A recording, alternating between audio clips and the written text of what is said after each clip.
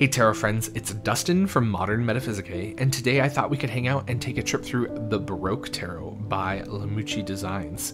This is a newly released deck that was from Kickstarter, and as always, if you're interested in picking up a copy of this deck for yourself, I will include a link down in the description box below.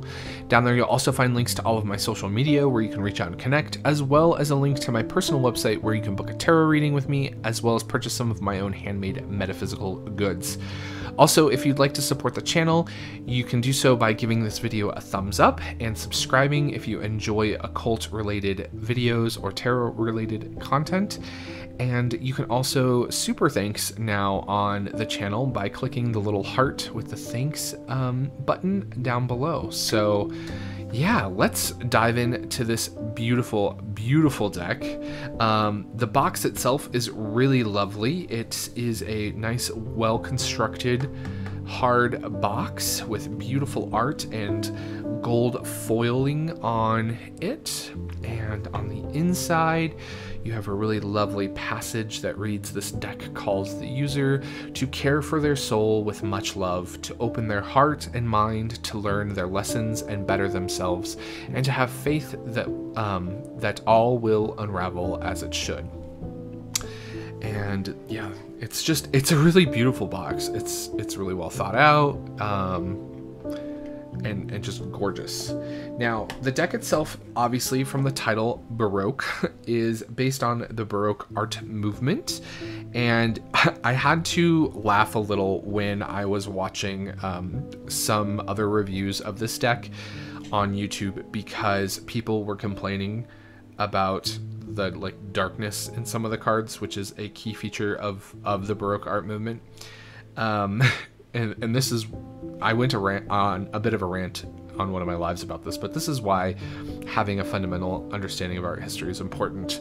I do want to quickly touch on the Baroque art history a little bit so that there is some context. So the Baroque style used contrast, movement, and exuberant detail, deep dark colors, grandeur, and surprise to achieve a sense of awe. The style began at the start of the 17th century in Rome and then spread rapidly through France, northern Italy, Spain, and Portugal, and then into Austria, southern Germany, and Russia. And by the 1730s, it kind of started to evolve into the more flamboyant style that became known as Rococo, which was really popular in France. Baroque art, in terms of the visual arts, is often depicted as this harken back to neoclassicism, but with just dripping opulence and tons of chiaroscuro, which is this definition of light and dark. So you get these really darks and really brights. So you get this really contrasty, moody image. And even when we talk about it in terms of architecture or interior design, it was all about dripping opulence.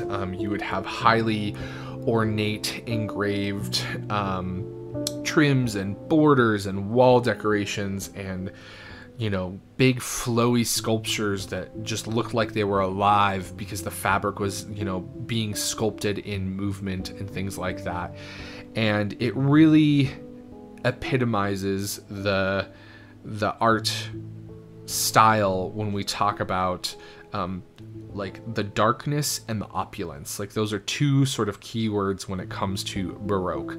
So this deck, I think, does a great job of embodying that in terms of the tarot. You obviously have that really ornate design aspect reflected here in the backs, which are gold embossed, so you get that sense of opulence. The deck itself is gold gilt, which is really lovely. And you do get a nice little gold embossed full color guidebook, which is great. There's nothing mind-blowing in this guidebook. It's pretty standard little white book stuff. You get, you know, a upright and reversed keyword section as well as meaning section. You know, it's nothing really new or profound in here, but it's great that that is included. Now, the cards themselves are just gorgeous. The cardstock is this really lovely nice thick matte cardstock.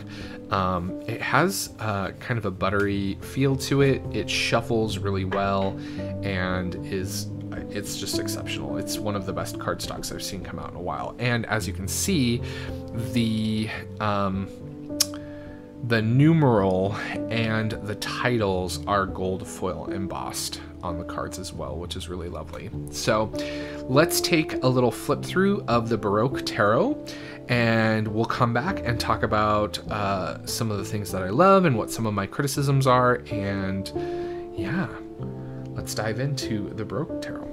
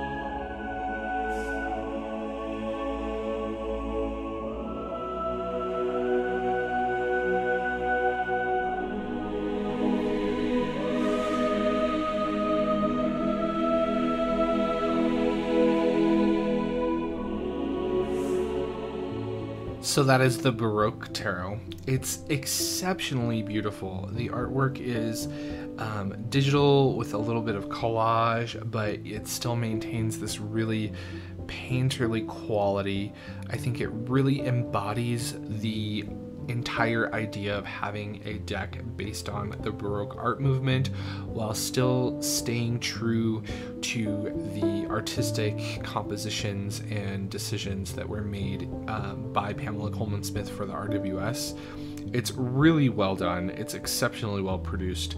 I think the creator of this had a excellent understanding of what Baroque art is, as well as the tarot. You can tell that there is a deep understanding of art history and tarot art history, which I think is just as important, which is why it's probably one of my top sort of like art tarot decks now. I just think it's so well done. I love all of the textures in the backgrounds. The major arcana is just, it's beautiful and it's moody and it's deep. I really love it. You definitely get that sense of Baroque art, you know, just the sheer opulence and all of the really rich details, and that bright and contrasted with the really dark, so you get that sense of light, which is just amazing in this deck. I think it's really beautiful. I'm just completely blown away by this deck. I love this Hanged Man. Like, it feels almost like it was done in like pastels with oil paints, and it's just gorgeous. So definitely one of my favorite decks now. I've really enjoyed working with it. There's some very distinctly direct references to art history with the stylizations of certain things, which I really love and appreciate, especially these sort of like cherry brim and sun rays. Like, you saw a lot of these sun ray kind of aesthetics in like church work specifically. There's actually a really beautiful sculpture called the Ecstasy of Saint Teresa, which is gorgeous, and this kind of reminded me of that. But yeah, I adore this deck so much. It's one of the best produced decks to come out in a long while, and I'm very, very happy to have it in my collection. I don't have a lot of complaints about this deck, honestly. The cardstock is great. I am a little concerned about how well the foiling will hold up over time with shuffling and things like that, but you know, so far so good. I mean, I've had this and worked with it for a couple of weeks now, and you know, no major issues. I love the wand suit in this deck. I don't know why. Well, I do know why.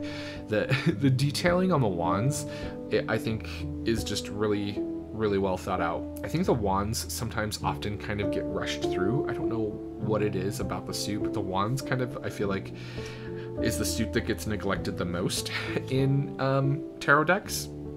And especially, oh, where is it? Let me find it. The three of, is it the Three of Wands or the Two of Wands? I think it's the Two of Wands that I very explicitly love. Where did those go? 3, 4, where's my... Yes, I love this Two of Wands where the globe is like floating in his hand. So instead of getting that idea of like you have the whole world kind of in your hand and all of that potential, you almost get this sense of like the idea that you are in control of that potential, right? Like that idea of potentiality is always a part of the Two of Wands for me, but in this card in particular, the fact that you're manipulating and manifesting that potential, I think is just really amazing.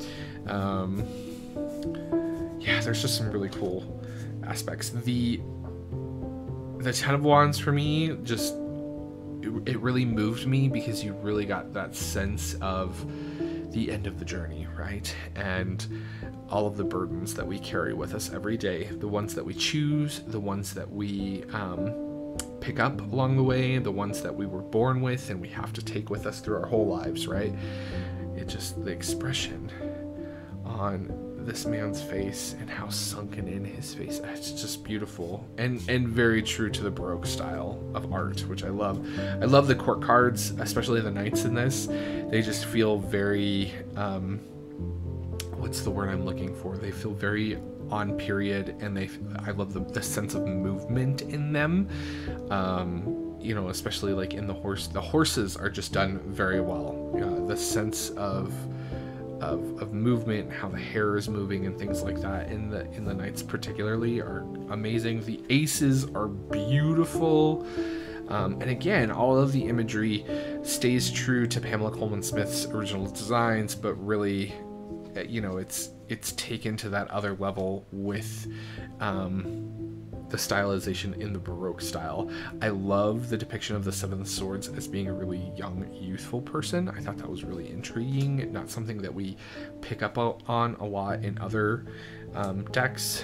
Nine of Swords is beautiful. The Ten of Swords, this light, the sky. The skies in this deck are just amazing. They're so good.